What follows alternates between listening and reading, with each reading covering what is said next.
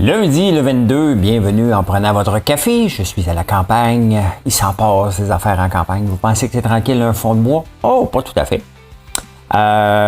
Pourquoi New York n'a jamais eu les Jeux olympiques? Hein? Ben, je vais en parler. Il y en a de plus en plus qui veulent se faire congeler comme Walt Disney. Mais qu'est-ce qui arrive? Hein? Parce que, techniquement, tes biens sont liquidés à ta mort. Mais qui décide de la mort? Hein? On va parler de ça. Les cancers, 40% des cancers seraient évitables. Le DG de la Ville de Montréal prend sa retraite. La ville est bien gérée, qui dit. Un Mr. Freeze à 2,35$. Colin, c'est de l'eau gelée. Des vitamines pour les robineux, les fonds négociés en bourse, là, les ETF que je vous parle régulièrement, on va parler de ça. Quel est le meilleur marché des 30 dernières années? Je n'ai jamais parlé de ça. Je vais vous parler des lits pour les Jeux olympiques. Ça va commencer les Jeux olympiques, hein? Puis les athlètes vont peut-être faire du...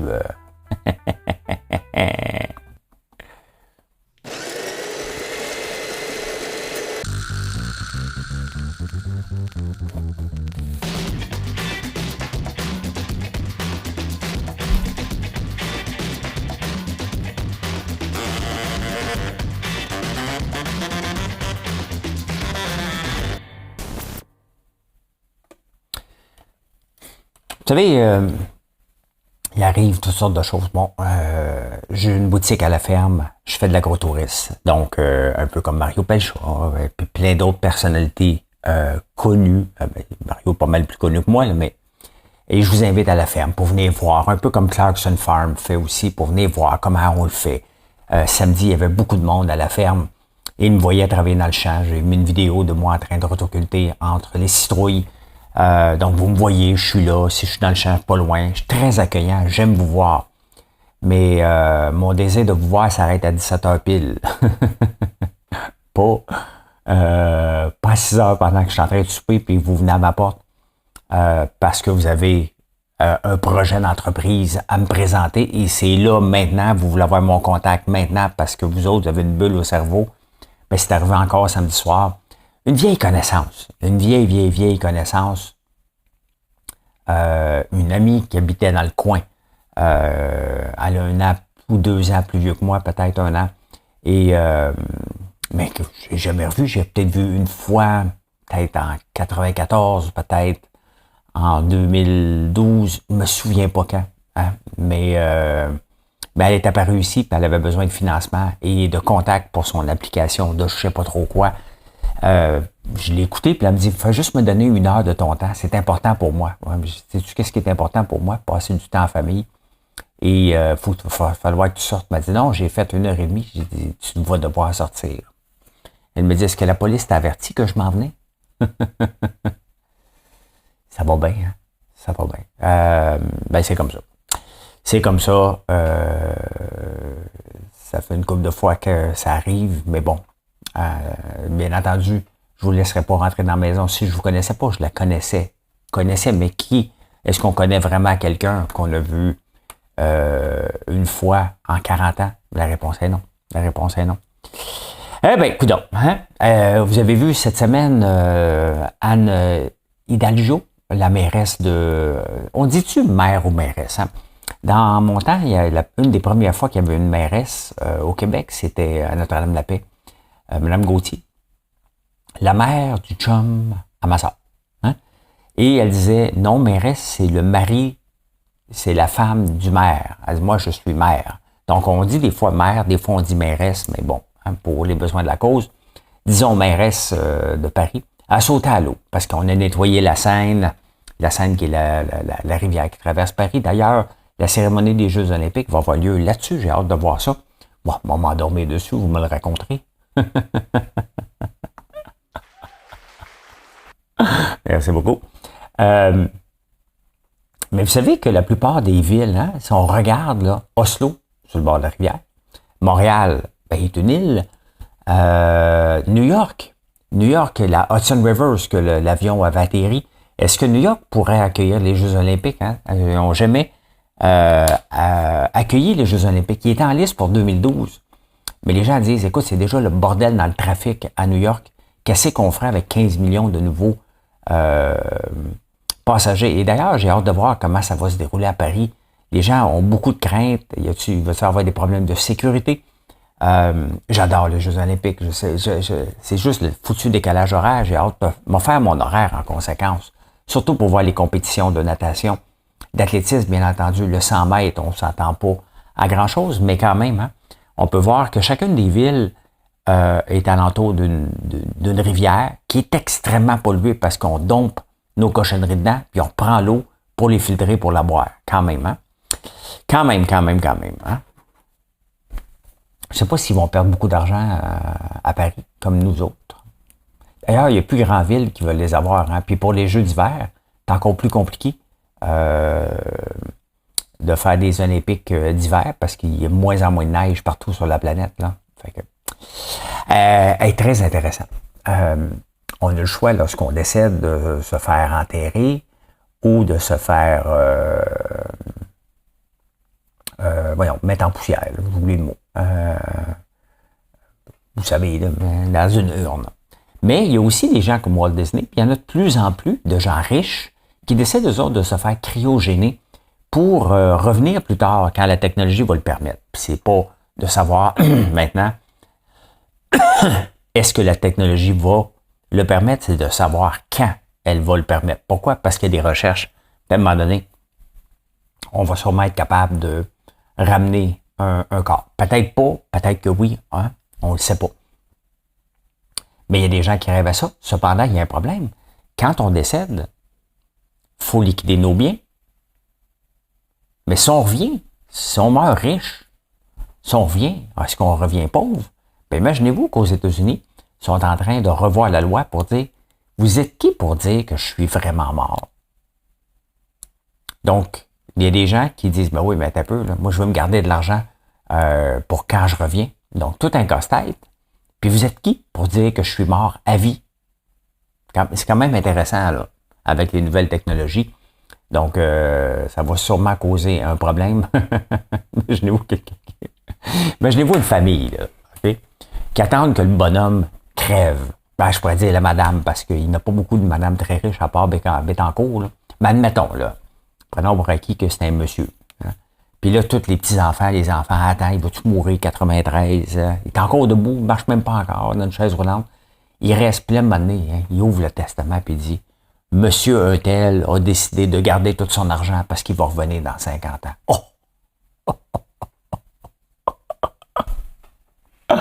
Oh, hein? La déception, hein? Maudit vieux fou. Là, je savais qu'il était un vieux fou. Hein? Moi, j'ai attendu 70 ans qu'il meurt, moi. Mais c'est ça. Ne riez pas. Il y a des familles comme ça au Québec. Il y a des familles comme ça au Québec. Hein? Il y en a partout qui attendent que le bonhomme crève pour avoir l'héritage. Ça serait tout un tour à leur jouer. Hein?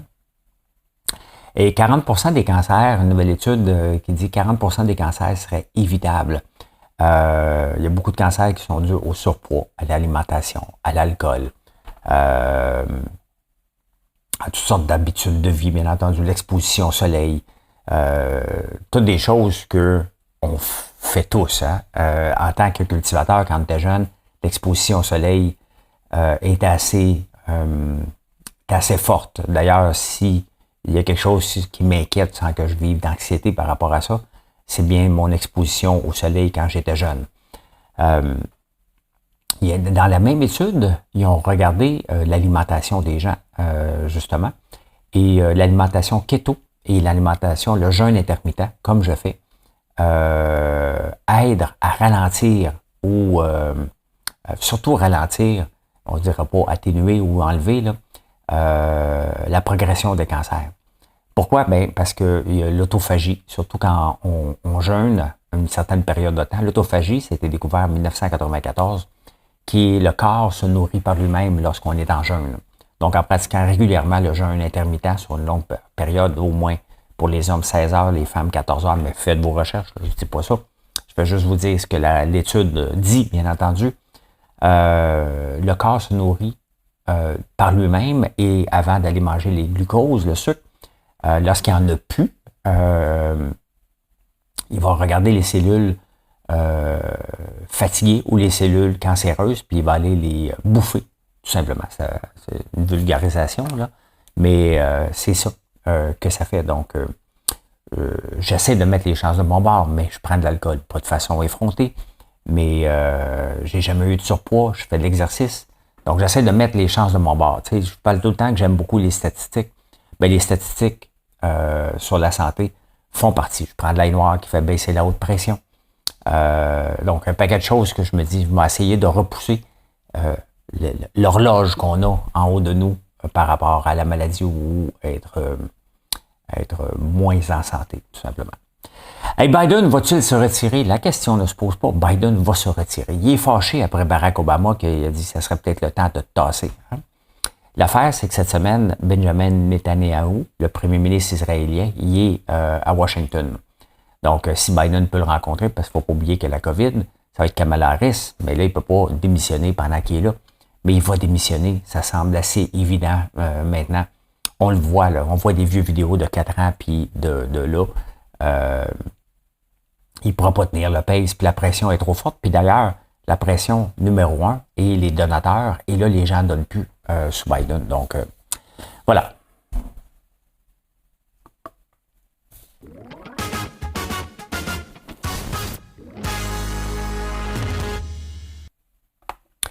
Eh bien, le directeur général de la Ville de Montréal depuis 6-7 ans démissionne. Il prend sa retraite à 65 ans. Il s'appelle Serge Lamontagne. Un grand reportage sur lui. Bon, s'il est directeur général de la Ville, c'est lui qui gère la Ville de Montréal. Les opérations. Mettons au point de vue organisation, la mairesse ou le maire d'une ville, c'est comme le CEO, le PDG d'une entreprise. Et le directeur général, c'est le chef des opérations. Donc, celui qui s'occupe des opérations à tous les jours.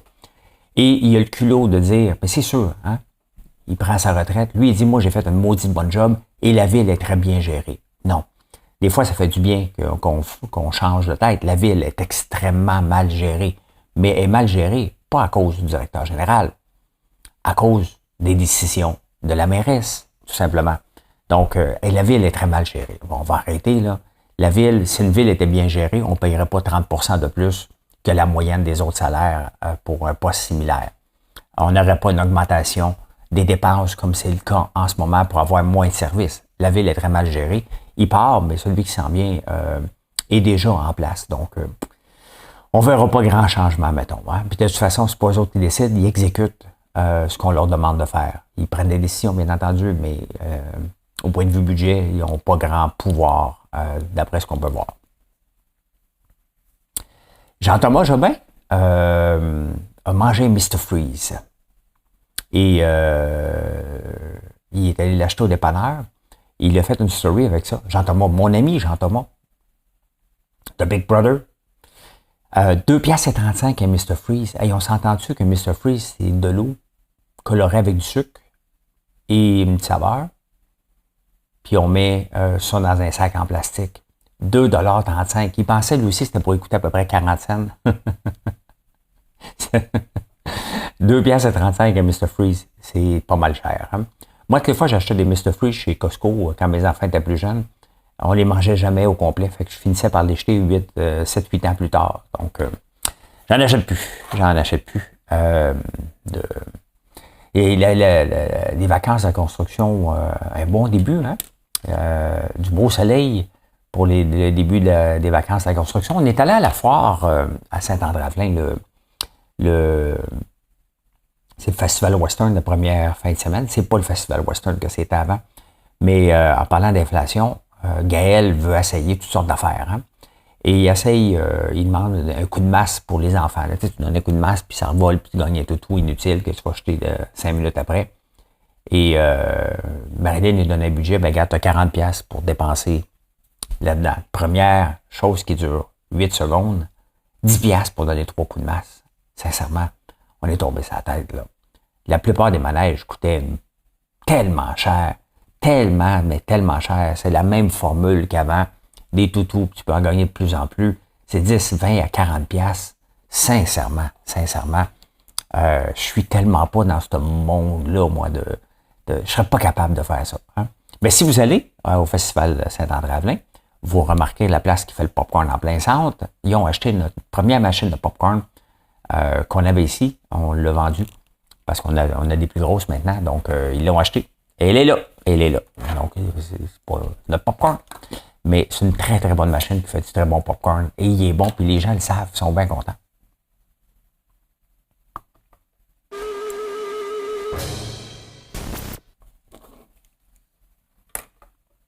Hey, je vous amène le 22 juillet 1970.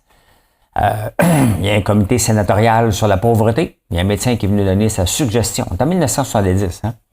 Suggère d'ajouter des vitamines à l'alcool à friction consommé par les robineux. Ça fait longtemps qu'on n'avait pas vu dans les journaux, est-ce qu'on appelle plus ça comme ça, hein? Il y a, des robineux. Hein? Ça veut dire quoi, des robineux? Ça veut dire rubbing alcool, alcool à friction. Donc, parce qu'il doit manquer de vitamines un peu, donc en 1970, un médecin propose de rajouter des vitamines. Tiens, l'alcool à friction, tabarnouche.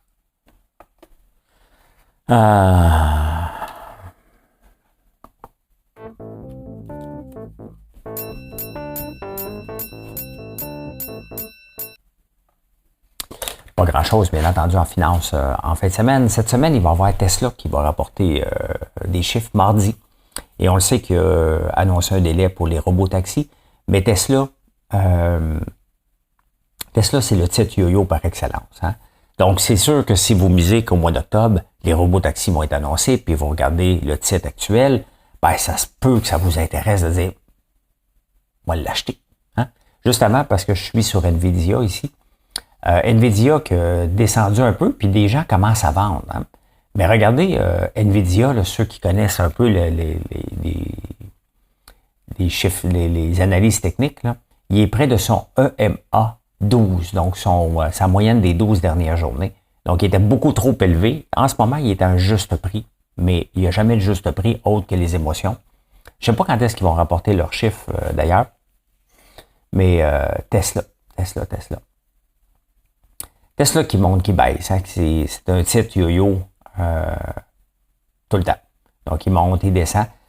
Il va annoncer mardi. Et Tesla, dernièrement, je lisais, puis ils font de plus en plus de stockage d'énergie. Donc, des gros centres de données. Ils ont des batteries. Donc, ils font des gros centres de données. Et je vous ai parlé hier des poêles à combustion à batterie, des poêles à combustion, des frigidaires à batterie aussi. Donc, de plus en plus, la batterie va venir faire un tour. Il ne faut pas oublier que Tesla produit des batteries aussi. Donc, ça va être intéressant de voir le shift des revenus. Parce qu'ils s'en vont dans l'intelligence artificielle, ils s'en vont dans les batteries, ils s'en vont un peu partout. Donc, ça reste intéressant. Hein? Il y a quand même une analyste, Cathy Wood, qui prévoit, puis embarquez pas là-dedans, là, qui pense que Tesla va valoir 2600$ en 10 ans. On en reparle tout dans 10 ans. Moi, j'en ai pas de Tesla en passant. Donc, voilà. Les fonds négociés en bourse, je vous en parle souvent des ETF et ne plus investir dans des titres, mais choisir un ETF basé, exemple, sur l'or. Moi, j'avais Barrick Gold depuis longtemps. Il n'a rien fait. L'ETF sur l'or a monté parce que l'or a monté. Donc, il y en a tellement. Il y a quelques années, il n'y en avait que 275 ETF au Canada avec 6 compagnies. Aujourd'hui, à peu près toutes les compagnies, toutes les banques, nommez-le un peu, qui dealent dans la finance, eux sont FNB, fonds négociés en bourse sur ETF. Il y en a 1400. Donc, il y en a pour tous les goûts. Je vous parle constamment du ZSP, puis de la Banque de Montréal, parce qu'il s'est basé sur le S&P 500. Il y a IGM que je vous présente régulièrement. IGM, qui est un fonds négocié en bourse sur la technologie que j'ai et qui est le plus rentable. Plus rentable, mais il ne faut pas regardez, il descend beaucoup. Hein, ça varie parce que c'est la technologie. Donc, faut accepter. Il faut accepter en bourse, là, tout simplement, que lorsqu'on a eu une belle progression comme ça se peut que ça descende de beaucoup. Pour combien de temps? C'est ça qui est la beauté de la bourse ou le stress de la bourse, c'est qu'on ne le sait pas. Mais quand on a eu une progression phénoménale, comme j'ai eu avec lui, énorme. Regardez ici, là, si on regarde sur un an, ça en valait 67, ça en vaut 92. Admettons que ça débarque et que ça revienne à 75. Est-ce que j'ai eu une belle ride? La réponse est oui. Est-ce que j'aurais dû vendre à 92? La réponse est oui. Cependant, on va regarder dans 5, 10 ans de ça et on va voir si j'ai fait un bon move en ne vendant pas 92 et en le gardant. C'est ça qu'il faut regarder constamment. Pas regarder, oh my God, ça a tombé, ça valait 98, ça en vaut 92, j'aurais dû vendre. Non, mais tu l'as aussi acheté peut-être à 8 piastres, comme moi. Donc, parce que ça fait longtemps que je l'ai. Et c'est ça qui est la beauté des intérêts composés, de laisser le temps travailler pour nous. Bref, il y a tellement de fonds qu'il y en a sûrement un pour votre type d'investisseur. D'ailleurs, parlant de fonds, il y en a un vraiment, je dirais pas intéressant, un que je ne connaissais pas. Je suis où, moi? OK, je suis là. Je vais m'en aller là. Un que je connaissais pas. Et en lisant les journaux, le marché de l'Inde, on parle beaucoup du marché de la Chine, mais l'Inde est le marché le plus rentable boursier depuis les 30 dernières années. Donc, regardez, il y a un fonds qui est nouveau. Il est nouveau depuis 2012. Ben, c'est pas si nouveau que ça. Mais regardez la progression du marché de ce ETF-là. Donc, le marché indien, tu sais, il n'y a pas... c'est un pays libre, l'Inde, hein, pas comme un pays communiste comme la Chine. Il est de plus en plus... Il se modernise. Il y a beaucoup de compagnies qui sont déjà en Inde. D'ailleurs, Apple fait faire des téléphones de plus en plus en Inde et un petit peu moins en Chine. Donc, ce marché-là est appelé à exploser encore plus. J'en ai pas. Je viens de le découvrir. Je n'achèterai pas non plus, mais c'est intéressant à suivre quand même. Parce que n'importe quel pays qui a eu une belle progression, qui est en train de se moderniser, à un moment donné, va avoir un down, il ne faut jamais l'oublier.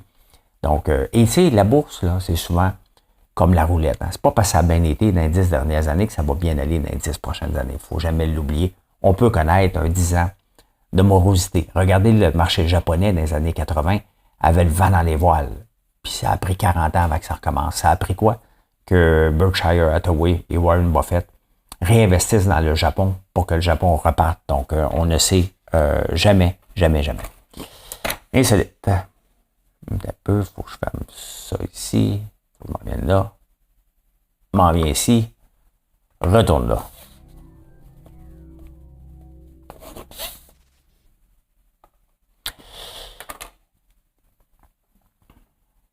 Il y a une nouvelle piqûre. Il y a beaucoup de gens qui ont l'eczéma. Je ne le savais pas avant qu'on ouvre une savonnerie il y a 4 ans. Tout le monde nous parlait as-tu des savons contre l'eczéma? Bon, l'eczéma, c'est une maladie. Et nos savons au lait de brebis peuvent atténuer les problèmes de psoriasis et d'eczéma.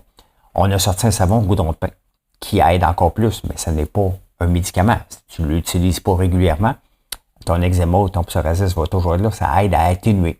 Mais ils ont trouvé enfin un médicament. Tu sais, sincèrement, là, à la vitesse qu'on développe des médicaments maintenant, puis avec l'intelligence artificielle qui va être de plus en plus présente, j'ai comme l'impression qu'on va régler plusieurs problèmes qu'on avait depuis longtemps.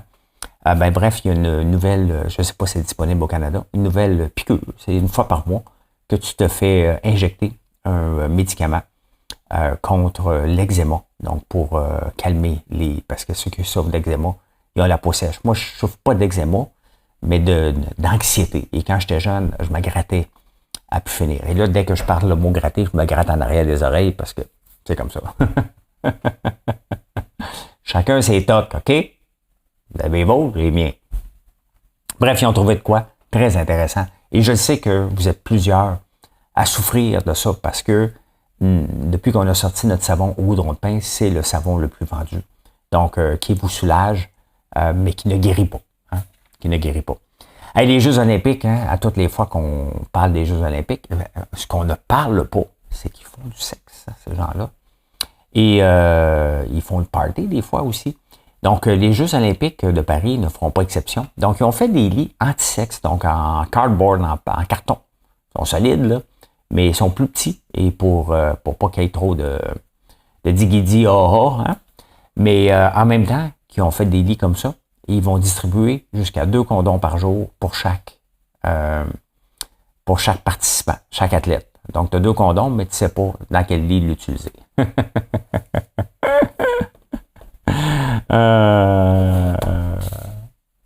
C'est comme ça. Eh bien, je peux dire ceci. Mission Ben voilà. Venez nous voir, françoislambert.one, et vous savez que je vous parle souvent du pesto. Et moi, quand ma blonde, elle aime nos produits, là, je capote. Parce que j'aime ça qu'elle dise que tous nos produits sont bons. Et elle a écrit à ma sœur pour dire, le pesto, il est malade. On fait du très bon pesto. Normalement, le pesto, ceux qui connaissent moins ça, c'est fait beaucoup avec du basilic. Nous, on le fait avec avec la fleur d'ail.